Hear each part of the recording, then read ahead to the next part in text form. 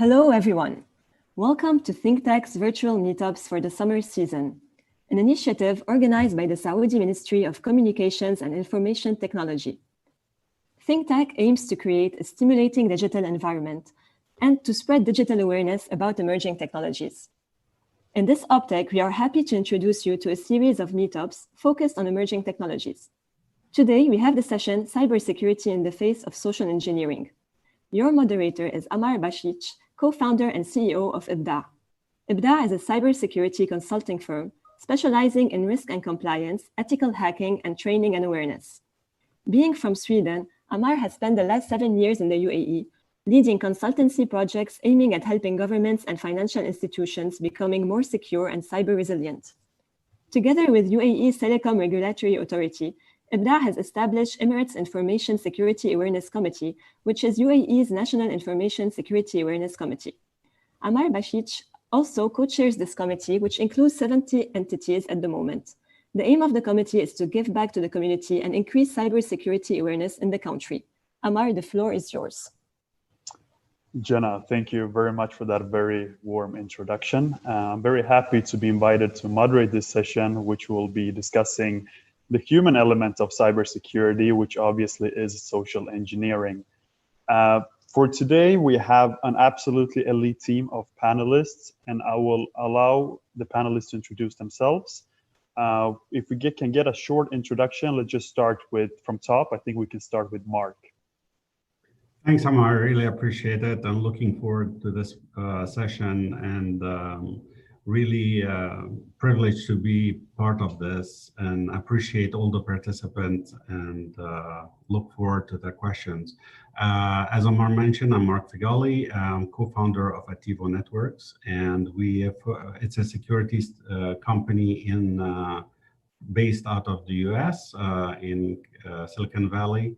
And we basically focus on detecting the attacker inside the network and very quickly and providing the full TTP of the attack without being in line and disrupting the network operations.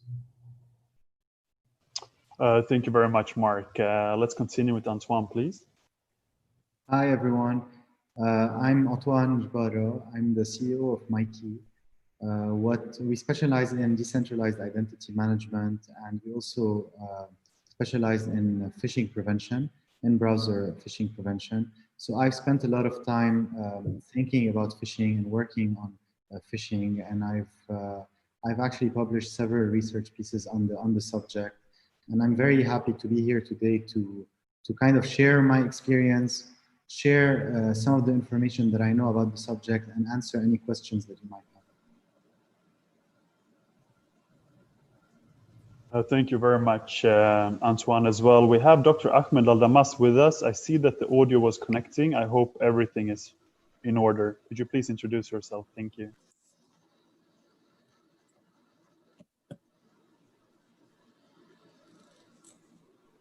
Dr. Ahmed, can you hear us? I think we're running into some technical difficulties. Let's just see for a couple of seconds if this will be sorted. Can you just please indicate on the chat, Dr. Ahmed, if you would be able to hear us?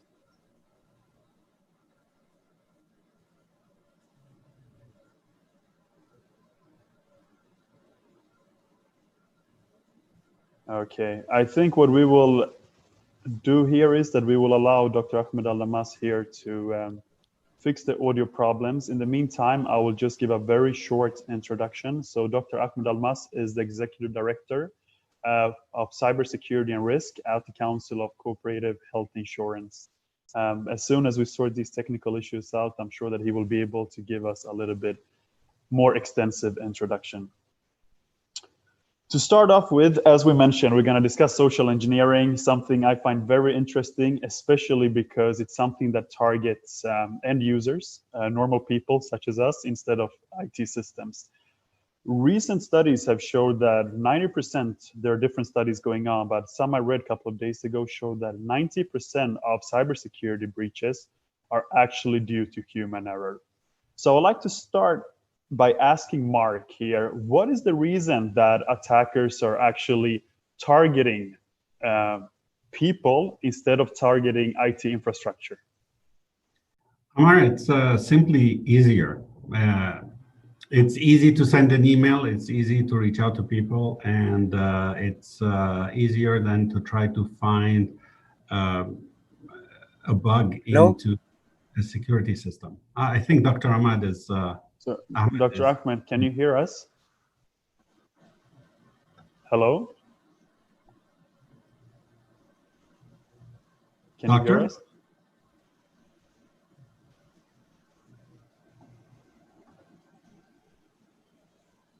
I believe that we still have some technical issues for connecting the audio. What I suggest is, if Jana, if you can just have a discussion, please, or just try to sort that out with Dr. Ahmed, and we can continue here with Mark.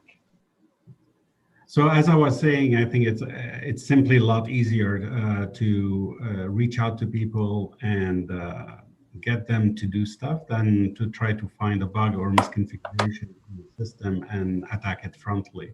Especially that as most people are very trusting and very happy to share good things about themselves, there's a trove of information about each one of all of us on the internet. So it's very easy for an attacker to leverage the data to tailor a message or an attack against somebody. Mark, thank you very much. I wonder what kind of techniques are these attackers using? I mean, we know that they target people, right? But what kind of techniques are they utilizing? We heard something about emails. If you can just tell us the most common techniques used for social engineering, that would be great. Happy to the extent of my knowledge, Ativo is more focused toward the back end of the attack. So basically our assumption, working assumption is that everybody's going to get infected and everybody's going to get compromised, and the attacker is going to make it inside the network. So the question is, how do you deal with them there, regardless of the vector of attack? And would love to hear more from Antoine on the topic, as this is one of his core focus.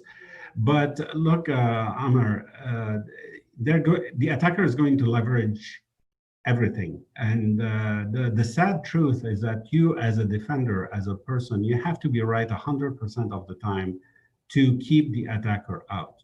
All the attacker has to do is be right once, right? So it could be a link, it could be an email, it could, or an email to your, and this attack sadly happened, right?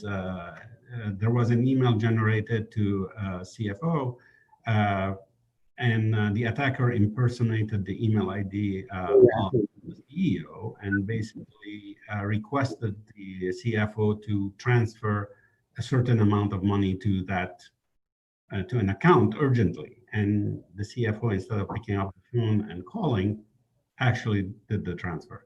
I'm sure a lot of people in our circle heard of these attacks and this type of attack. So phishing, impersonating. The other type is very simply trolling you on Facebook or on LinkedIn, harvesting all the information that you work so hard to achieve, either on the professional front, on the personal front, kids, pets, wife, etc. And from there, you can generate passwords, right, based on a combination of things. And you very narrowly can figure out what the passwords are, as well as draft more targeted messages to you based on your role in a company, right? If you are leading IT effort, etc., now you are a prime target. Or if you're connected to somebody who is in that position, has an elevated admin role, now you become a prime target, and any piece of information that you share is going to use it against you. Thank you, Mark. So just as we heard now, a lot of times attackers, they will try to find information online to sort of leverage that in a way to try to manipulate users, can be IT administrators and so forth, in order to execute an attack. So one way of doing this is, of course, to send something we call phishing emails. I would like to ask Antoine, are there any other channels for social engineering that you believe are used either for conducting breaches, cybersecurity attacks, or maybe planning a targeted attack against an entity? Would you be able to share that with us? Yes, definitely. There's a lot of vectors to do attacks. So there's voice phishing is a big type of threat vector today, and it's gaining a lot of steam. So basically, calling someone and trying to impersonate someone else on the phone. This person can be a collaborator. It can be a collaborator. It can be a partner. It can be a customer. It can be a supplier. So any type of person that you work with can potentially be phished. And now with working from home and the fact that you see less the people that you work with, hear less their voice in a genuine format, recognize their faces less because you've seen them through a digitized interface, it's more difficult for people to kind of spot impersonators and prevent these social engineering attacks from happening. Another threat vector is SMS based phishing, and we've seen this a lot with COVID-19. So a lot of malicious parties try to impersonate government entities in the healthcare space and the governments to try to kind of exfiltrate personal information from end users by kind of tying whatever the request they have to COVID-19 issues and concerns. Because whenever you want to exploit someone, you need to kind of find an incentive that they have to do what you want them to do. Very often, it's kind of relatively simple to get something out of a user that you're trying to exfiltrate information from, because we consider as human beings that our job is to do what we do during the day is our job, and our job is a specific thing. Cybersecurity of the company, or trying to filter through different requests that you get to try to find impersonation is kind of secondary to our main goal within organizations. So even at our core, we don't feel that this is our job to do it. No one, like very few people would say it, but a lot of people kind of react this way whenever they're exposed to different types of attack vectors. Email is the number one concern today, still the number one concern. It still accounts for over 90% of phishing attacks. There's voice phishing, there's SMS phishing. Any type of forum or online platform where there's exchange between different people can be used for phishing. Take this as an example. So you go into a LinkedIn group. It's supposed to be a group of experts in your space. You're motivated to find kind of groups that have the same interests of you. So you find it has, let's say, 100 members. And you start talking to an expert in the LinkedIn group, and you start having conversations about the space, etc. And you reach a point where he actually asks you to create an account on this website that he's creating to allow you to do something together. And because most people tend to use the same passwords everywhere, you'll go and create a username and password on this site, and you use the same password that you use somewhere else. And indirectly, what this guy was able to do in this case was exfiltrate a password that you use on a daily basis, and then take this password and use it somewhere else. That's the simplest example, because it looks like from the outside, it looks like someone invited you to a page to create an account. And this is exactly what happened. There's nothing illegal about what happened. But because of human nature and because of the fact that we tend to be forgetful, we're very often negligent, we put ourselves in these types of situations that are easy to exploit by attackers. Now, email is still the number one concern, but with more and more platforms out there, everything is kind of a threat vector. You cannot consider that employees within your organizations who use the open internet to access information, interact, aren't potential entry points for attackers to your organization anymore. So you have to consider that every employee is a liability when it comes to these things. And in order to prevent these types of the end users' actions from turning into areas of compromise for the organization, you need to set up the proper infrastructure in place, which I'm sure we'll discuss right now. But it's not an easy task. It's an ongoing effort. It's expensive. It's time consuming. It's tedious. I believe it has to be tied to performance metrics and performance reviews directly of employees to generate the incentive to do the right thing within the organization. And it's still a point that's generally unaddressed worldwide. I believe over 60% of IT managers think that phishing is their #1 concern today, and over 70% think that they're not properly equipped to fight phishing. I mean, just these two statistics by themselves show the catastrophe that is phishing today. Thank you, Antoine. We can definitely see that it's a huge problem, right? And I really liked what you said, that a lot of people, or almost everybody, they are occupied with their day-to-day tasks. So cybersecurity wouldn't be something they're really focused on, right? We will touch upon that point a little bit more. First, I want to see if we have Dr. Ahmed Al-Damas with us now. Can you hear us, please? Yes, I can hear you. Can you hear me now? Yes, great. I would like you to introduce yourselves briefly, and we'll then continue the panel. Can you do that, please? Okay, I'm very sorry to came very late. I was trying to connect, but anyway, I got in, and thank you very much. I'd like to first to thank the panelists and thank the host for inviting me to this presentation in this summer, where you see the air conditioning is running behind me. It is a joyful time to speak about cybersecurity issues. I hold a PhD in computer science, and I'm specialized in cybersecurity for almost 20 years now.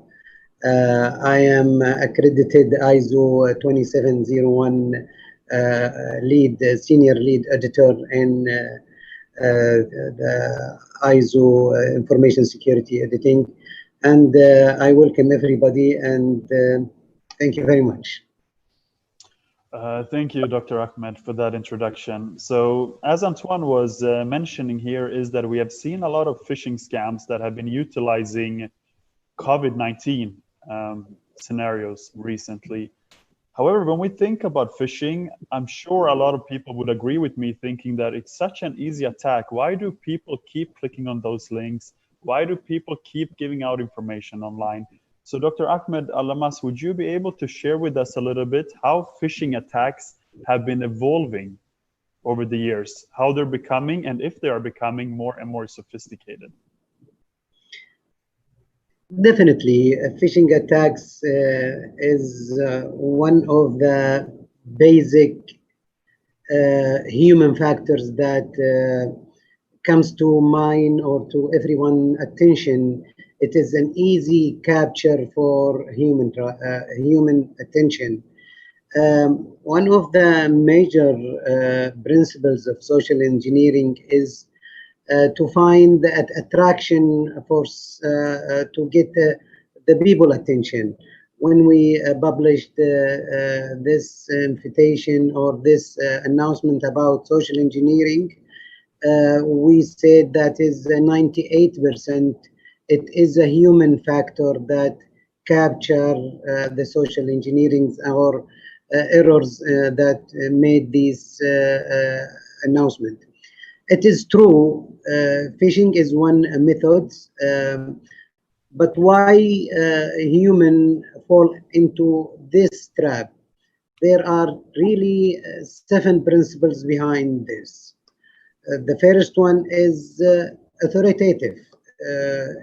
Someone will say, will send a message either by person or by phone or through an email, saying this is an email from the CEO. So he will capture your attention by saying this is a message from the head of the company.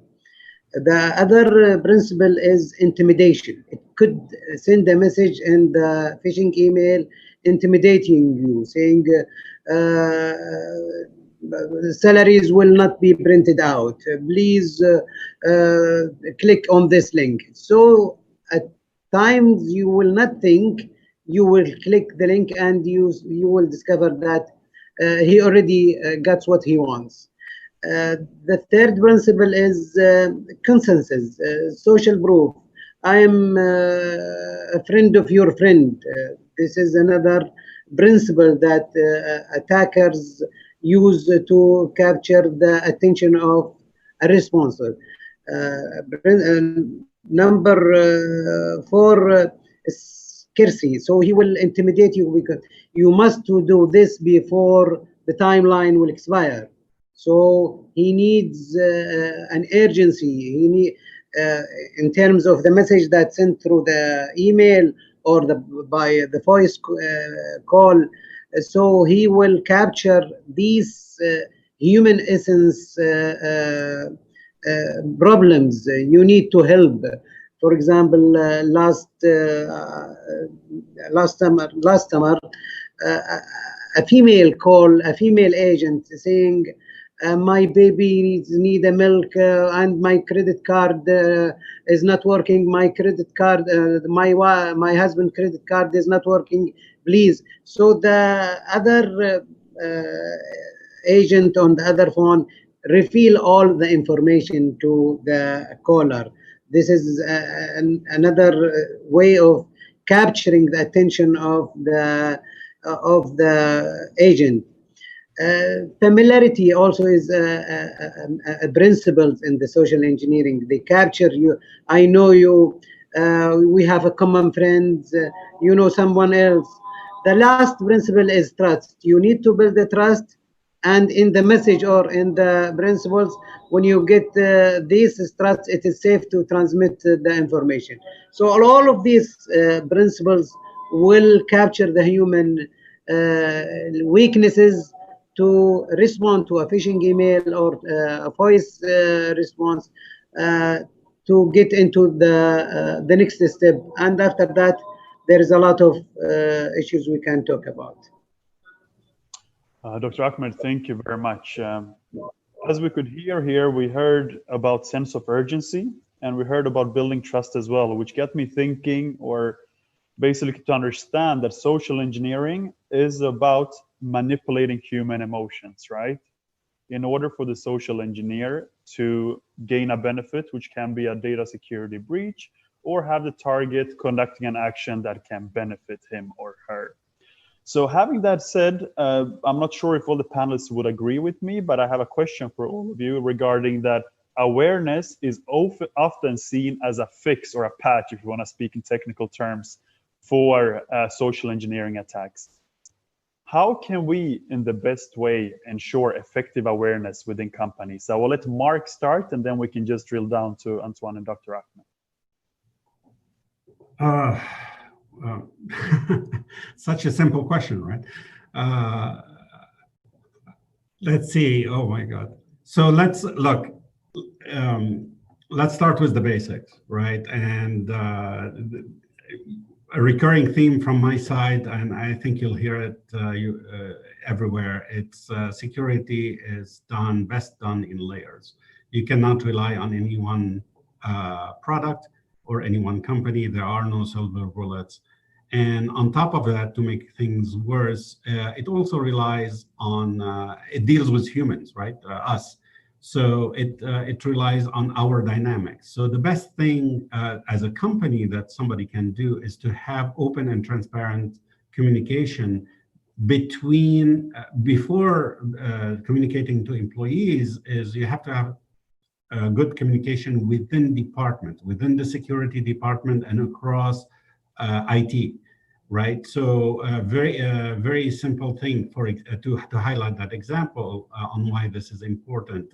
So let's take the dynamics between the networking team and the security team.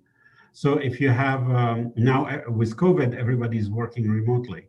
Everybody's VPNing into their networks. So from a networking metric, the networking manager is looking at how he can minimize the cost of remote access. So instead of doing a dedicated tunnel of VPN, he does a split tunnel VPNing, and all of a sudden the usage on remote access drops. Fantastic, he's looking great. But by doing that, right, by doing a split tunnel VPN, now and if you couple on top of that this concept of bringing your own devices to work, now you have you compounded the security problem, because you're relying on a baseline router at home with, if you're lucky, it has a firewall for the IT, non-corporate, non-work traffic to be protected. So assume the attacker is making in, and then he can pivot and jump on the tunnel and make it inside the company, bypassing all the perimeter of the company, right? So when you're implementing secure policies in the company, you should have very clear communication across the different departments to make sure there are no implication from one side or the other on the other. So it does require very, very good relationship between everybody. Then then the other layer is, of course, the end user, right? You have 10,000 end users, you have 10,000 hackers. And it's not malicious. They don't know, right? There's somebody you can train them out. This is a true story.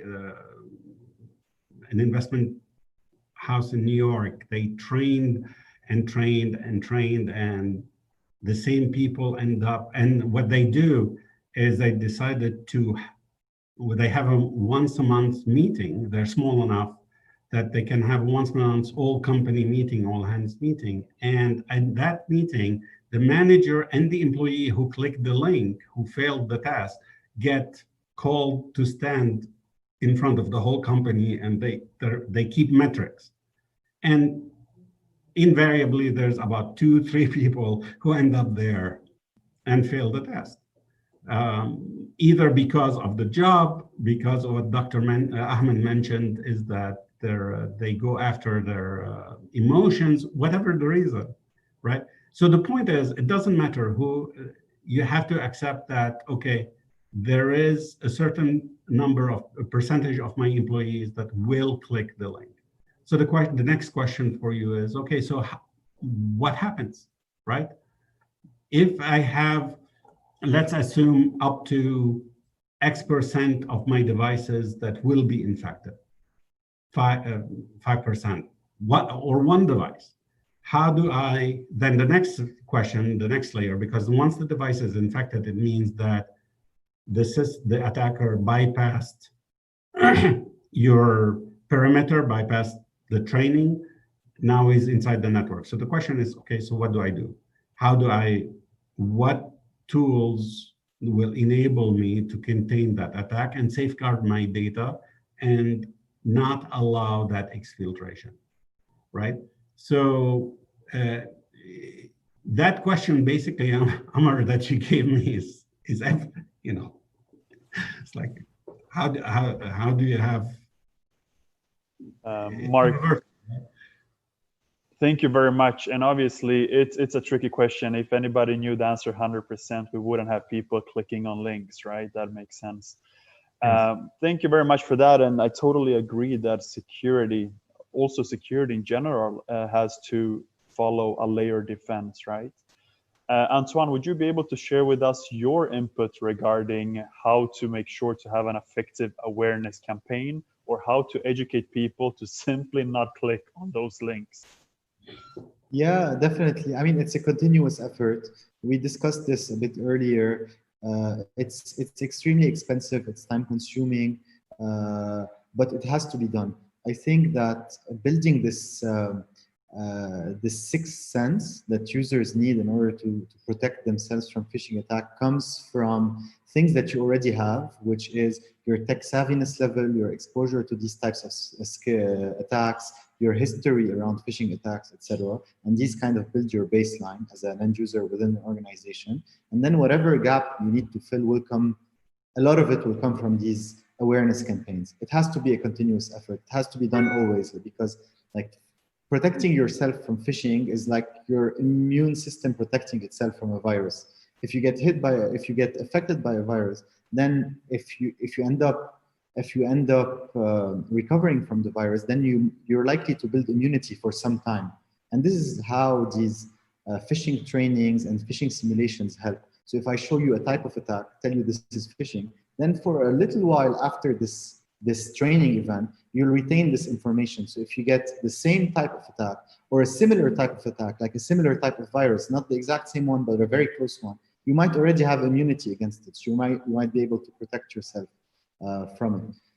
So this is how it should, and it is done within organizations that care about these types of things. So they build continuous self-assessment and simulating phishing attacks. They have employees go through awareness training. Not a lot, it depends a lot on the content as well. There's some trainings that are good, some that are bad, but I find that organizations tend to find what's good for them because they get feedback from end users. They know whether people are learning or not. They know whether they're turning on a video and doing something else on the side. It all depends on the provider of these types of technologies, and the market is filled with them. Like the market is saturated with these types of tools that help build phishing defenses, like human phishing defenses within the organization. And after that, it's just sustaining this effort. In terms of seeing the results of your work, the same way malicious actors find incentive for you to do something, you can find incentive as an employer to have employees not click on things. The best way is to tie any types of malicious breaches or any type of information disclosure or exposure be tied to the performance measure of the user. So when you do performance reviews, phishing immunity, you can call it, within an organization, can be one of the factors that you look at. So if you have a phishing simulation tool, for example, that sends routinely emails to employees that are supposed to be phishing emails, you can then calculate how many employees end up clicking on these emails. And at the end of the day, if you're under a certain threshold, this can affect you negatively as a user whenever, as an employee, whenever your performance review comes. On the other end, if you're very good at actually not interacting with phishing attacks or simulated phishing attacks, it could act as a bonus towards your next career goal, or for example, a salary raise, etc. And this kind of aligns incentives between employees and the employer, because on one end, the employer wants to protect itself from phishing and from what comes through phishing. And from the other end, in this case, the employee has an incentive to actually be the best version of himself that he can be when it comes to trying not to interact with malicious content. I don't know if it makes sense, but I mean, this is how we're seeing it being done, and it seems it works. I mean, 98% of attacks still go through our phishing attacks, but there's a lot of organizations that implement good practices that don't get phished that often. So these mechanisms work. You just need to set them and enforce them and keep the pressure on at all times. Thank you, Antoine. I definitely think it makes sense. And this is a great example where, you know, we always talk about making sure that the cybersecurity is closely integrated with the company and the business. And this is one way of definitely doing so. And, you know, unfortunately, I don't want to generalize, but I believe that a lot of people are very selfish, right? And unless it makes personal sense to you, maybe you will not think about that phishing that much. So that's some great input. Thank you very much. Dr. Ahmed, we'd like to hear your thoughts as well. Well, awareness is an important issue, and it is a continuous program, because this is we are in an environment that is always constantly changing. So even if you start a program today, maybe after 6 months, this program will not be used and will be obsolete. You need to change the attack and you need to change the response. And people forget. If you train them this quarter, after 2 quarters, they will forget what you trained them on. Even the line of business they are doing, I've trained people on the ERP, and I tell them this is the way to do your job. After 3 months, if he did not use that function, you must retrain him again. This issue of, is at a continuous effort. The other thing is, you'll never know what they will use next. This is an issue as a continuous issue. Continuous awareness is an important issue, but also the factor that tying it to appraisal or penalties is an issue always debatable, because you will never find a middle ground for these issues. This is a human weaknesses, but you need to make an important issue, which is build up your policy. An acceptable use policy, okay, must be in place and enforce. So sometimes issues like clicking on something that is targeted.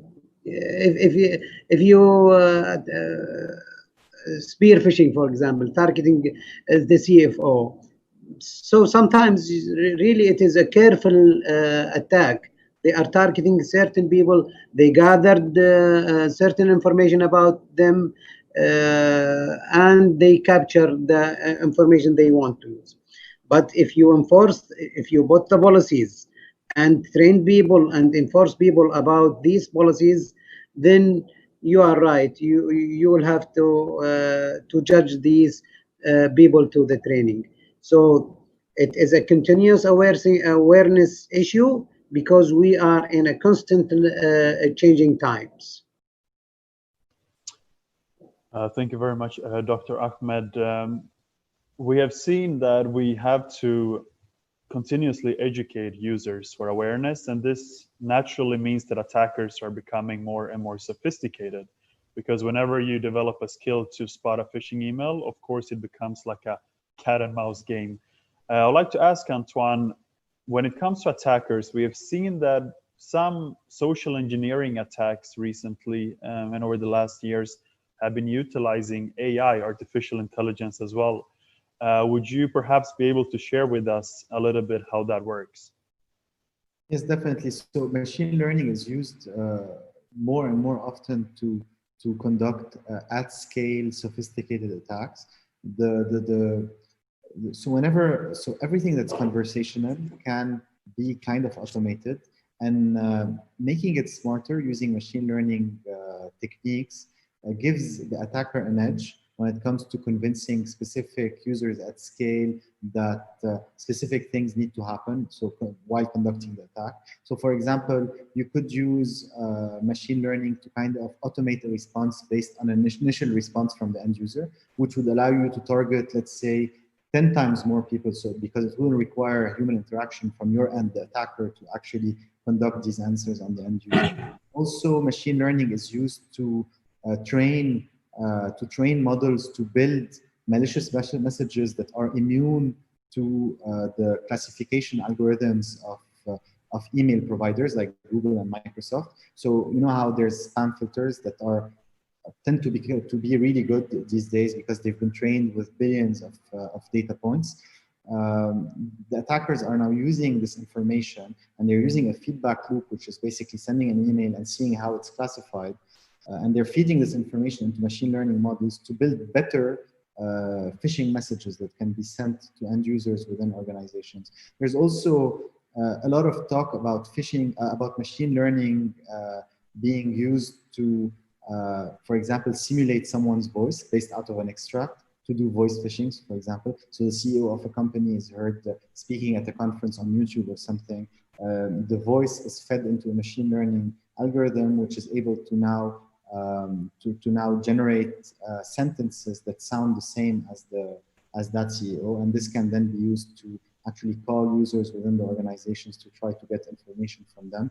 So it's a double-edged sword, AI. So a lot of research goes towards preventing phishing and social engineering, but this same research can be used on the other side of the coin or of the sword to build more resilient and more difficult to detect techniques that can be used, or content at least, that can be used against users within organizations. Thank you. And yeah, very interesting, especially how machine learning, I find it specifically interesting, was used to mimic somebody's voice, and then we can use targeted attacks. I think a couple of weeks ago, we had a case, there was a small amount, $200,000 were lost because some attackers were utilizing these so-called deep fakes to trick the CFO to make a transfer. So that is very common. I would like to ask Mark here, you know, we have different some people are pro running awareness educational programs, some people are against it. We have seen a lot of times that we have opinions stating that awareness cannot help us, we need to implement technical controls. What is your take on this, Mark? Yes, yes, and yes. You absolutely. Look, education is foundational, right? You need to educate people, and the more they understand the why, the less they are prone to make mistakes. So, and the more aware they are. And two, but along with the education, you need an infrastructure to support that. What I mean by that is that, okay, so to Dr. Ahmed's point, right? You train them once, great. 5 minutes later, or the next day, they forgot something. You need to give them that library, access to that library. So if they need to refresh or they have a question, they have access to that and be able to reach out and touch someone. You need to also give them an alias where if they receive an email and it's too good, they can't make it up, right? Something feels bad, but the email itself checks out. Is there an email address alias internally where they can send that email and say, hey guys, I need some help with this one, looks fishy, right? So putting a check mark next, I train my employees, is not sufficient. You have to put an infrastructure around it to support them and ensure that their success, right? That's one. But relying on training, absolutely not, because it's not good enough on its own. Because the phishing email or the link could be legitimate, a charity. And you go to that charity, and that charity's website is infected with a 0-day. So the employee didn't do anything. They clicked on it, ended up on a website, and got infected just by visiting the website, unbeknown to anybody, right? So if you don't have the technology to detect that attacker, to detect that attack, or to protect your Active Directory and your files and your backup system in the back end, technology is going to fail as well. And you can't say I want something behavioral based, because we promote people. People change jobs. The need to access different things change over time. And you can't say, okay, it's only signature-based or AI-based, because again, AI is as good as the training you gave it, and the signature is only good for known attacks. So you need a combination of technologies, and you need different technologies to be able to understand that you're under attack and derive the signature of the attack. So you cannot, again, back to that layered approach. You cannot go to say, okay, training is useless, it's a waste of time and money, and I'm going to put all my eggs in technology, and vice versa. It just doesn't work. Thank you, Mark. So yeah, according to this, we would need a hybrid model, right? Where we would have technology as well as the awareness and training. I would like to hear Dr. Ahmed's thoughts, on the same topic. Yes, this issue is like you are driving a car, okay? First time you know how to drive the car, you get a license, but if you are not careful, a defensive driver, you will end up doing a lot of accidents. Not I'm saying accident is not there, but the issue is always training and continuous training, continuous awareness, but with the mentality of always, when you try to open an email, always implement the layered approach as Mark did. For example, important issues, privileged users, common users. So these layered approach end up in spreading out the risk, okay? And these issues of spreading out risk will minimize the severity of the incident that will happen. Increase the response or the recovery to the normal operations. If you implement the layered approach on separating the most important crucial application, crucial databases, information about credit card or information about patient information, these are needs to be safe. So all of this is an issue of a continuous training and continuous improving the users to be use defense approach. For example, not to open suspicious email, not to give information to someone unless you make sure they are who they say to be. Recently, for example, in the general public, WhatsApp is the well-known application that everybody is using. We hear a lot of people hack their WhatsApp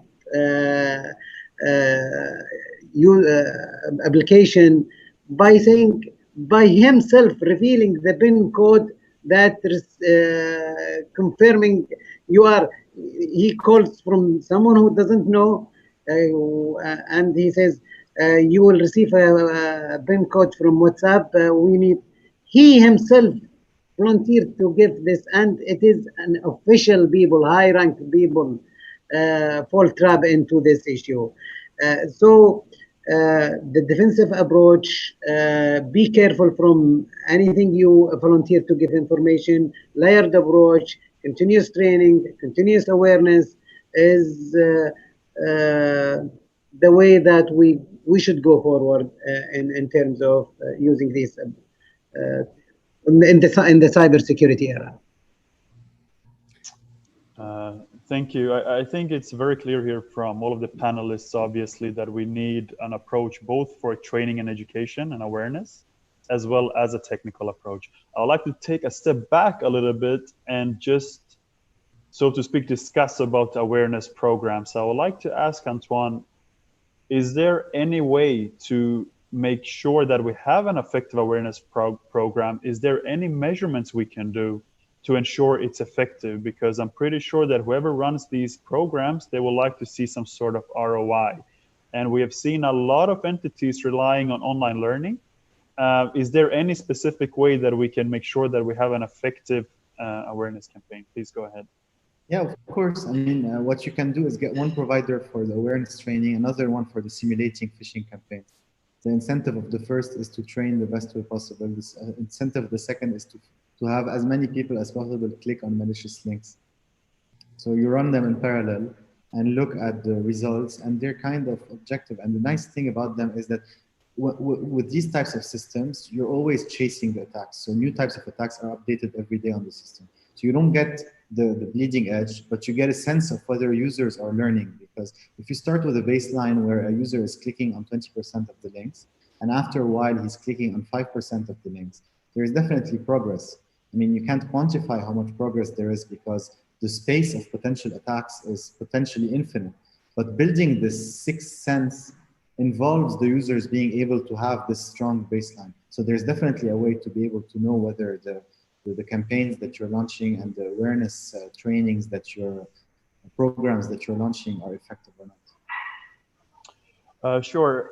Thank you for that. And when it comes to phishing, I believe this is one of the threat vectors, right? When it comes to social engineering, there are so many different approaches. We have seen people throwing in USB memory drives in corridors, maybe labeled as salaries 2020, and somebody will be bound to plug this to their computer, right?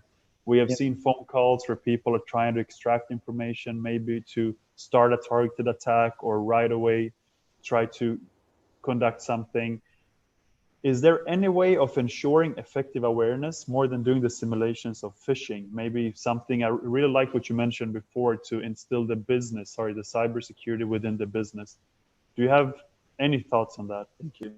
Yeah, I mean, apart from simulating in the browser, everything in the endpoint, everything that can be simulating for attacks that fall beyond the scope of phishing and under the realm of social engineering, there's also ways to test. I mean, you can hire firms that do penetration testing that ranges from trying to exploit users by throwing the USB keys in the parking lot and printing the salary sheets, etc. So there's ways to test, and apart from that, I mean, it's a layered approach. It's very important to go back to this point because not everything is going to reach the user if you have a proper layer approach. So if you have a web filter, if you use a web filter firewall, a DLP, if you're using proper endpoint protection software on machines, if you're conducting awareness training, continuous simulations in the endpoint and off the endpoint by hiring firms that specialize in that, you're kind of minimizing the surface that an attacker can have. And most attacks today aren't spear phishing attacks. They're attacks that are conducted on a large scale and are very opportunistic.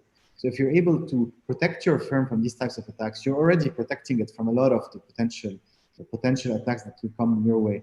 For the spear phishing attacks, it's building this culture of always being on the lookout for intruders and malicious parties that want to try to exfiltrate information from you. And this is a difficult thing to do. It starts with hiring the right people. I mean, the hiring process has to be the first place where you kind of start looking out for these things. I'm not saying that an HR person or a marketing person or a salesperson should evaluate the phishing instinct, the anti-phishing instinct of specific users. But I'm saying that if organizations hire people that are able to be proactive, learn from themselves, and want to better themselves in different ways, you're already on the right track to having the right types of ingredients that you can then kind of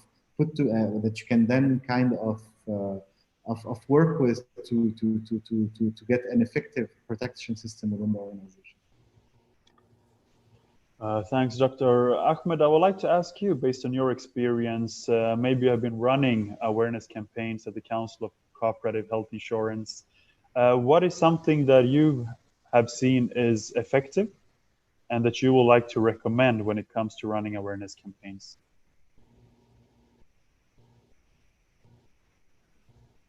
Well, the most effective awareness program is engagement of the users,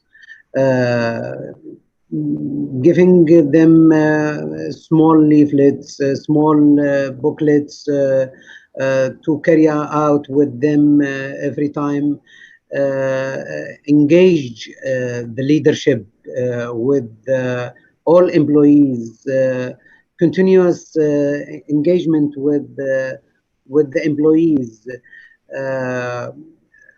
Also, there is a program called cyber or awareness program, information security awareness program, where an employee attend certain learning hours on his computer, and he must finish, for example, 80 hours per year or certain amount, depend on how sophisticated is the user, and at the end of the year he will get certificate for it. So this type of programs is and tied to their appraisals. Attendance is a must.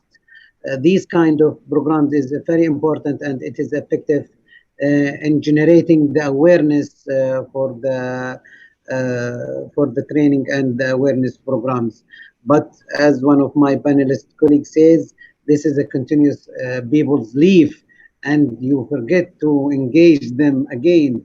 So you need to continuously educate those newcomers on the same level of the organization you reach to it. One authority, they says, and they came evaluate the organization maturity in terms of cybersecurity. If all employees, 4,000 employees, attend this program, then we say, okay, the whole organization is mature enough in this term because they attended the total number of hours in the training. So this kind of continuous awareness is effective. Thank you. So continual awareness is the key here. We have seen a lot of companies, a lot of vendors as well, starting providing a service or a product that doesn't really matter, but regarding human risk profiling. So what they do essentially is that they try to pinpoint a risk level for every single employee within an organization. And utilizing that approach, they will be able to do customized training and awareness specifically for different target groups based on their risk levels. I would like to invite all of you, obviously, we can start with Mark, just to get your input on such approaches whenever it comes to risk profiling, specifically for awareness and education. Look, I would say if it is another tool that you use along with other things, why not, right? I'm personally not familiar with this. My concern with anything that is behavioral based is the learning curve, right? And there's going to be a learning period that you're going to train the system. And the challenge though, and this is where some due diligence is needed, is to see how easy is to retrain the database of that system. And because people get promotions, they get mutated, they get transferred, etc. So a company is a dynamic organism, right? It's alive. So adjusting that algorithms to react to the changes in an organization are key. Because the last thing you need to know, the one reality that we all in the security live through is that we're overwhelmed with alerts and with sensory data, right? And a lot of time an attack goes unnoticed. It was caught by the tool, but goes unnoticed because there's so much background noise around it. So if those concerns are addressed, I think it makes perfect sense. But again, I wouldn't rely on one tool. There are a lot. If you look at how an attacker operates and what he's trying to achieve, you have to follow that attack cycle and defeat it at every single step. From, like Antoine mentioned, reduction in the attack surface by making your network by cleaning the hygiene on the network, from exposed credential, exposed path, like very simply an RDP path, right? You call tech support, they RDP into your system to help you out. Now you're online, you're very happy. They disconnect, but now the Texan, the admin who reach out in your system through RDP credential, his credential are orphaned on your system. How long do you keep them? And what is your policy around cleaning up that? From that, on pre-attack, dealing with before an attacker gets to you, and your position there. Two, how do you obfuscate real credentials and protect them? How do you obfuscate and protect your Active Directory? How do you deny an attacker the ability to move laterally? And let's say it's a ransomware attack, and encrypt your servers and encrypt other systems. So all these happen at the endpoint. All these happen by technology. I mean, we have a solution for that. Happy to discuss in another forum what they are. But independently of that, the point is you have to look at the full attack cycle and address it from initial. So the ideal, one easy tool to use that is the MITRE attack matrix, right? The mapping. Go from initial recon and go down the columns, and in each phase of that matrix, you have different tools that excels, from EDRs to DLPs, right? And everything in between.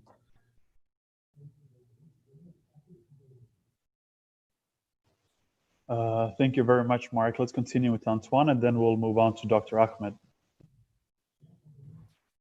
Sorry, Amar, what was your question? Can you repeat it? Sure. So my question was regarding companies or new approaches of doing risk profiling for different people in organizations, the risk when it comes to awareness and training.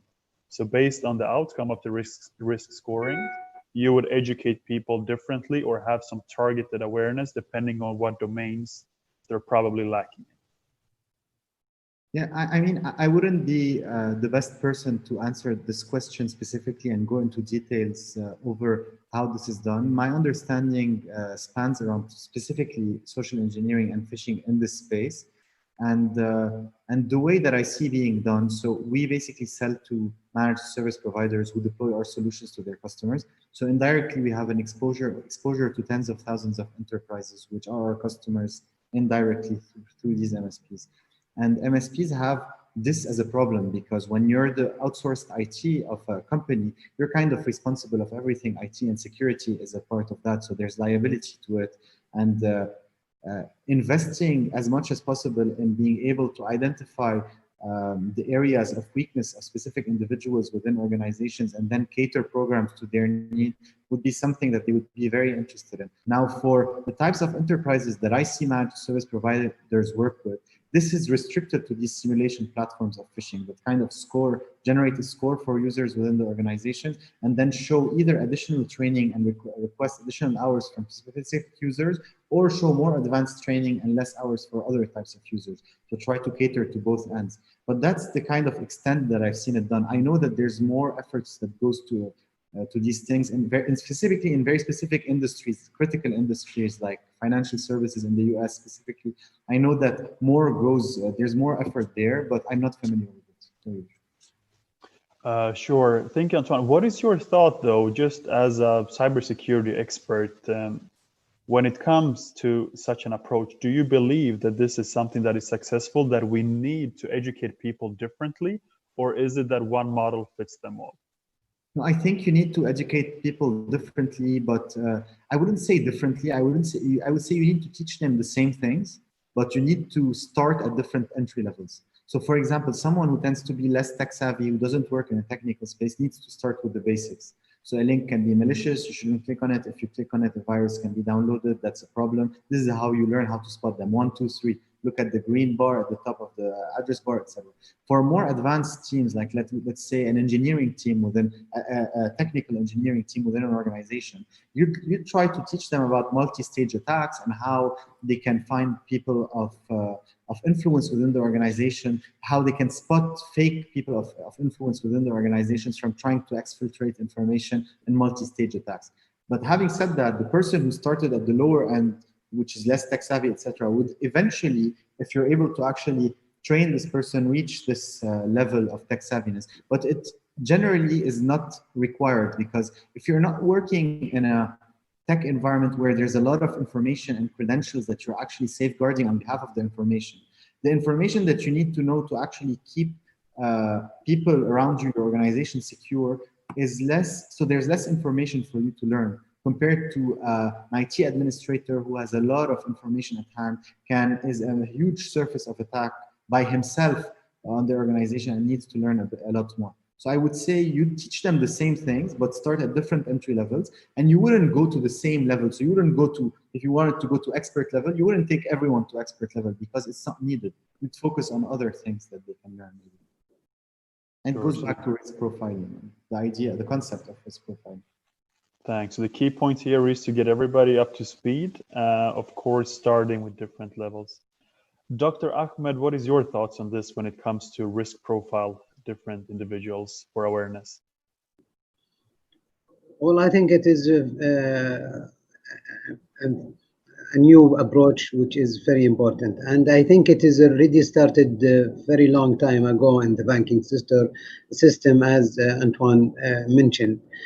In the banking system, they do profiling. For example, if someone is sloppy or he forgets his password or he writes his password on the machine, then certain jobs will not be suitable for him. He will not be, for example, going to the career of teller or funding issues.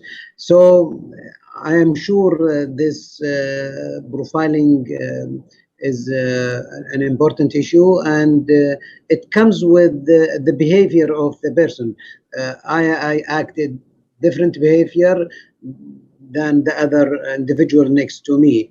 So I think it will come short as a way of evaluating employee. But again, this is depend on where do you work. For example, a receptionist also has a different need. He should always look for the physical security. People come in with the different, how evaluate them. So there is, the profiling is very important, and the training need or the awareness needs also needs to be categorized for different individuals in the organization. Thank you very much. Now, whenever it comes to cybersecurity, we have a lot of standardization going on. We have a lot of standards and guidelines. I would like to continue with you, Dr. Ahmed, and I wonder, is there any standard for carrying out information security awareness that you believe everybody should follow, or something you can recommend? Do you think that's effective, or do you believe that everybody can have their own approach? Well, in all the standards that I came across, even the ISO standards, it gives in broad terms what the awareness programs. It doesn't goes into the details of the levels that we discussed earlier. So, for example, it says the organization should perform an awareness programs, but I am with you 100%. This needs to be categorized, catered for some organizations, designed to be effective. It is like an advertisement. Some advertisement works for certain organizations, some does not.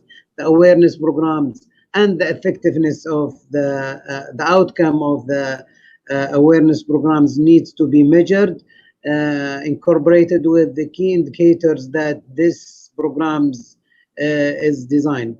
So I don't think one awareness programs fit all as a description accurately as per the standards. So you need to build specific awareness programs to cater for your needs. But the standards, in general terms, explain what should you do. Thank you very much. I would like to ask Mark and Antoine as well, what are their thoughts? What are your thoughts when it comes to standardization, and perhaps can be an international standard, can be regulators publishing that on national level? When it comes to awareness and training, just your overall thoughts on having a standard for awareness.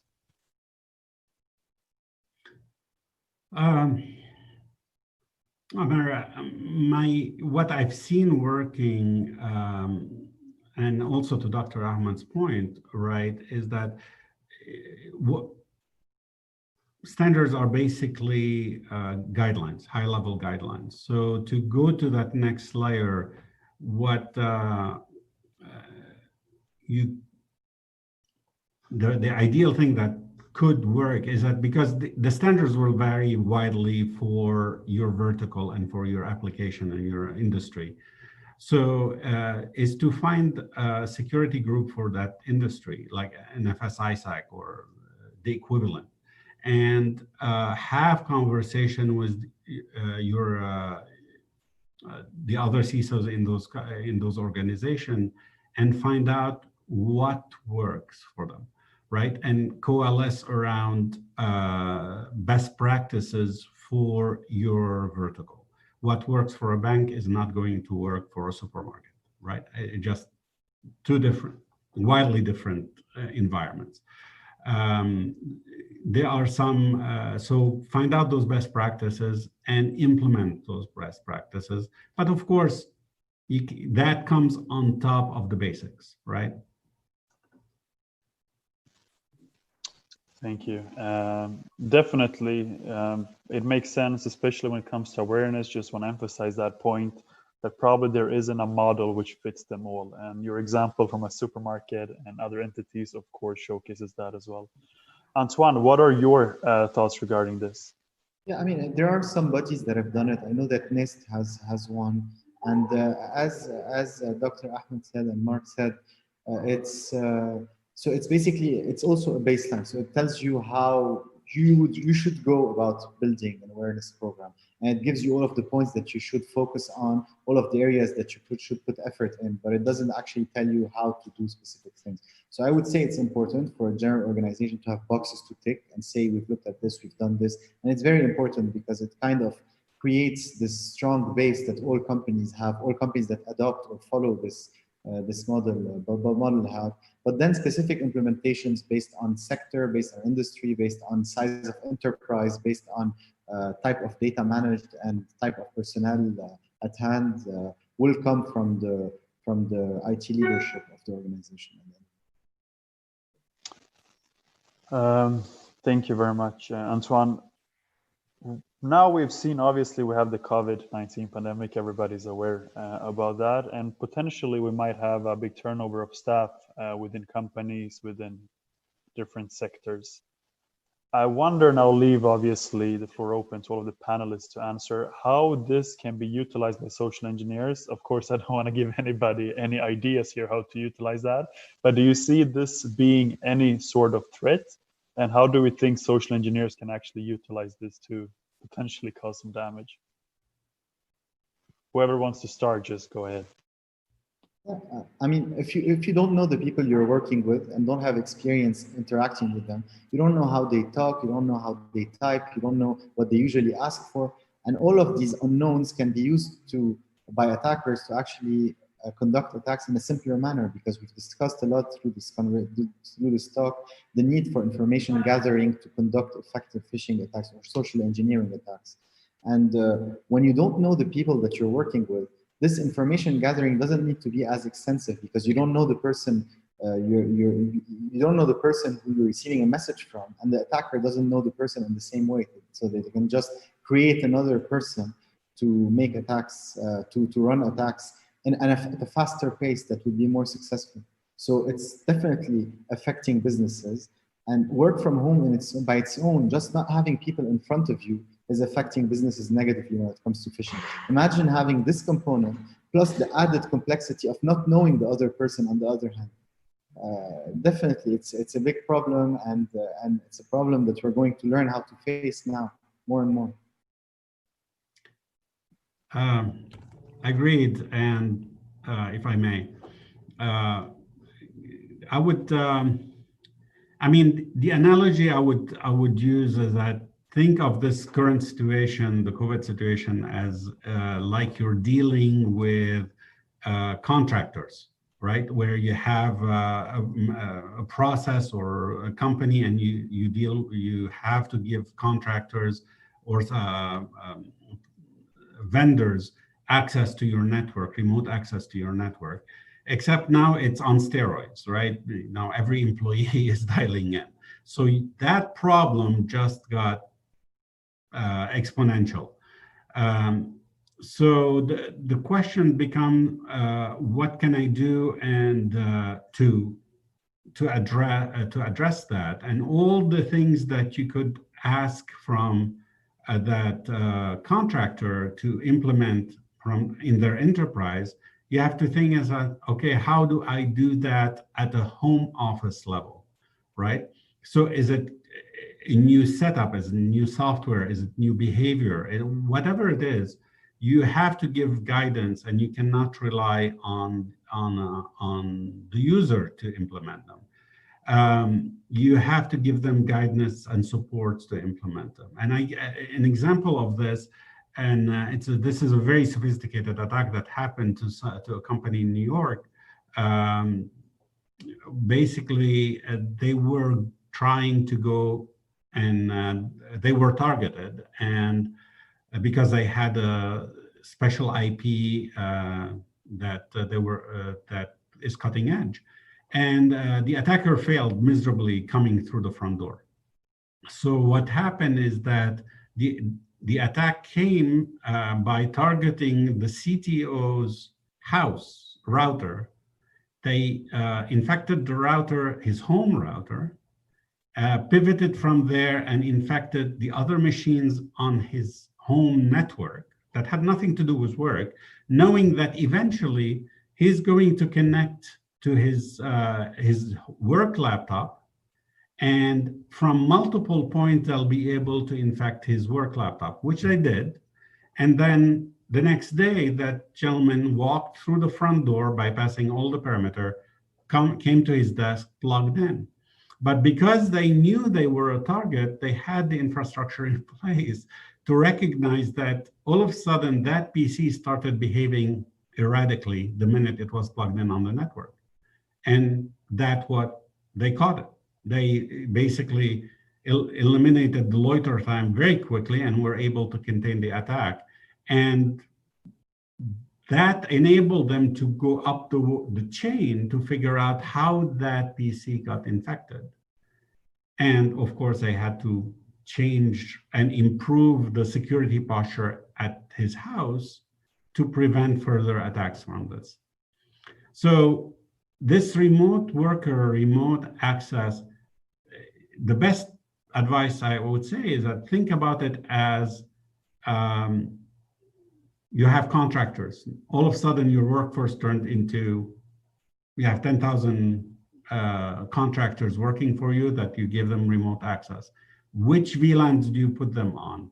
Which policies in Active Directory do you put them on? You give them. How? Obviously, everyone, you know, from credential management, right? Passwords on Notepad stuck to the screen, obviously not a good idea, right? So, etc. Thank you, Dr. Ahmed. Your thoughts on social engineering attempts now when we have the COVID-19 situation, please. Well, as I mentioned earlier, COVID-19 or I don't know, COVID-20 or COVID-21, this is a constantly changing crisis. But as Mark and Antoine mentioned, we have to go to the basics. Layered approach of defensive approach in opening or in dealing with the infrastructure. No matter what, you don't know what's coming next, crisis or targeted attack. So these pandemics, or it gives us a lot of risks, but also it gives a lot of opportunities.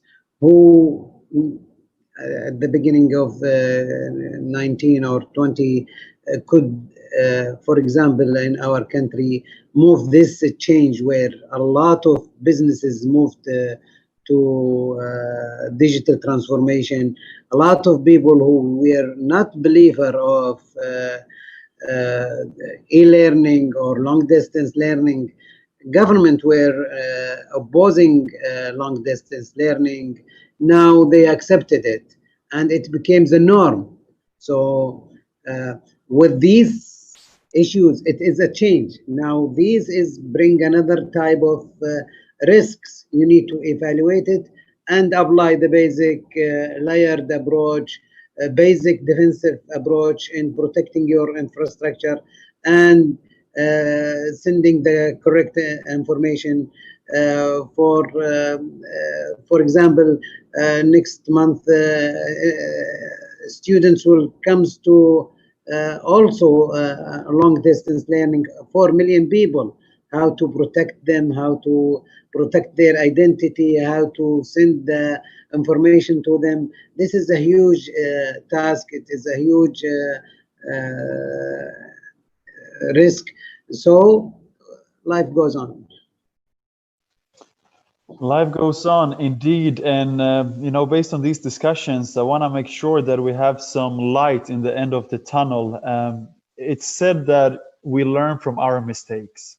If we do these simulations, guys, and let's say that people are clicking on the links, does that mean that they have learned and they will not do it when the real attacker is sending them the email? I would like to hear your thoughts on this, and after this, we will take the questions from the audience as well, as we're running out of time.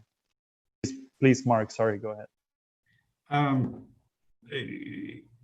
Again, based on the theme today, if you train them on something relevant today, they will probably not click it and know about it. If there's a new vector of attack that comes up tomorrow and they don't know about it, they might click. It's human behavior, right? So as long as they are educated and knowledgeable about something, the odds are they're not going to do it. But there is a certain percentage, you can guarantee it, they will click. Thanks. Antoine, please. Yeah, I mean, training users will create like temporary immunity against the same type of attack, but this fades away with time, and newer types of attacks have no guarantees of being blocked by the user. But continuously doing this and continuously investing money and time in this increases the baseline immunity of users. So with time, you end up with better core protection against attacks in general. So yes, definitely it helps. It's not a foolproof approach where you train someone once and it's done. It's a continuous effort and it works. It's slow, but it works. Thank you. And lastly, Dr. Ahmed, please. Yeah, human nature, human factor. It is the weakest link.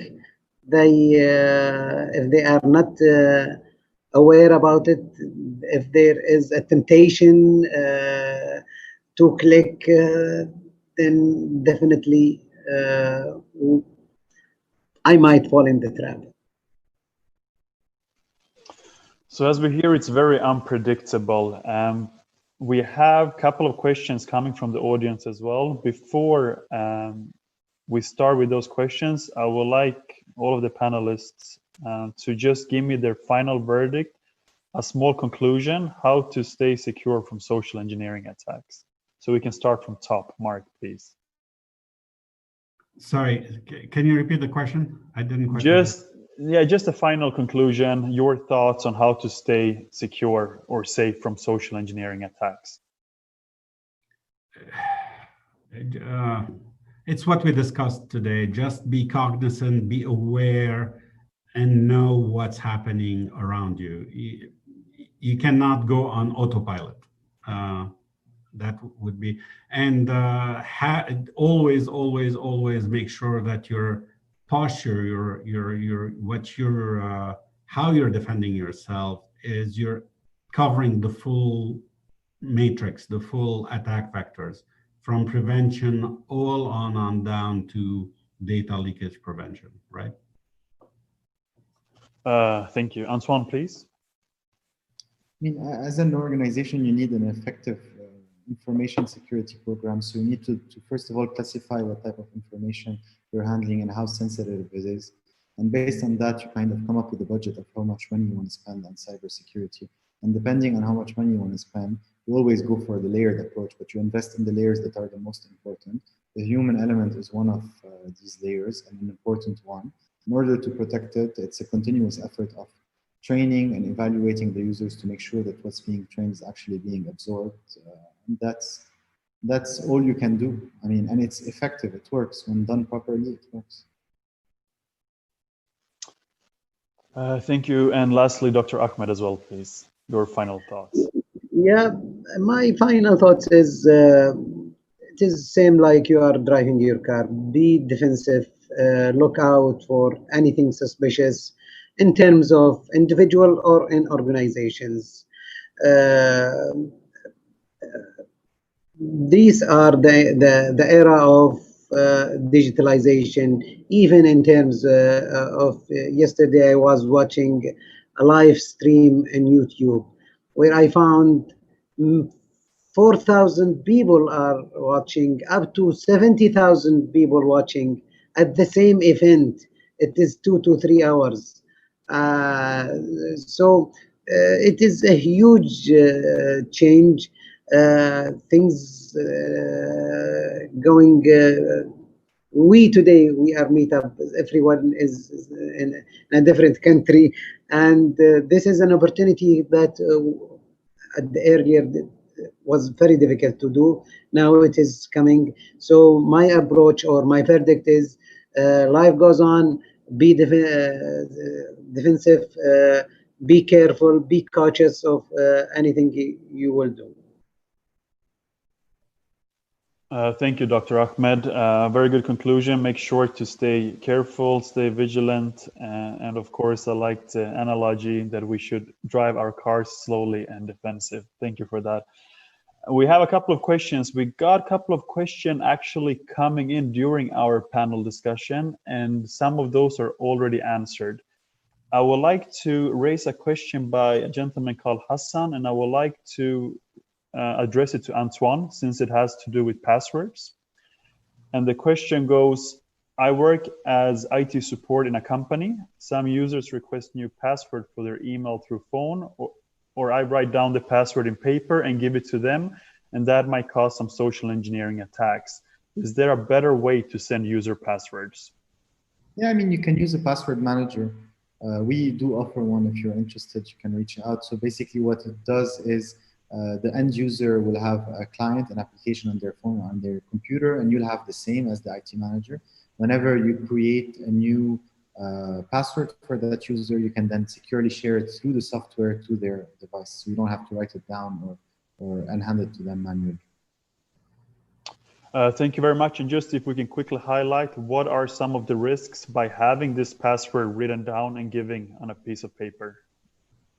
Yeah, I mean, first of all, the password, I mean, if the password is complex and long enough, it's going to be a pain to write down on a piece of paper. So it's likely that you're going to either you consciously or unconsciously create insecure passwords if you have to write them down for end users. So that's the first problem. The second problem is shoulder surfers. So someone passing by and looking at the sheet of paper and getting the password and then using it. And then there's other problems associated with the users mishandling the piece of paper that you gave them, or the users keeping them on them or sticking it to their screen, etc. So passwords should be unique, strong, and unique and strong, and they should not be reused, and they should be shared in a secure manner with any person that needs to have access to them within the organization. Plus, you need to have clear auditability and traceability when it comes to knowing who had access to a password over a period of time. Because the problem with passwords is that if someone leaves an organization and you don't rotate the password, they're leaving with keys to access these systems. So if you don't know who had access to a specific password or over a specific period of time, and if you don't know the life cycle stage of the password, like basically when it was last changed, you cannot make these decisions that actually end up and very often end up causing the company a lot of trouble. Antoine, thank you. I see we're running out of time, so I would like to thank all of you, Mark, Antoine, Dr. Ahmed. Thank you very much for your time, for your participation. It was great and a pleasure moderating this panel. I learned a lot, and I would like to thank you very much. Thank you very much. Thank you. Thank you for the opportunity. Bye.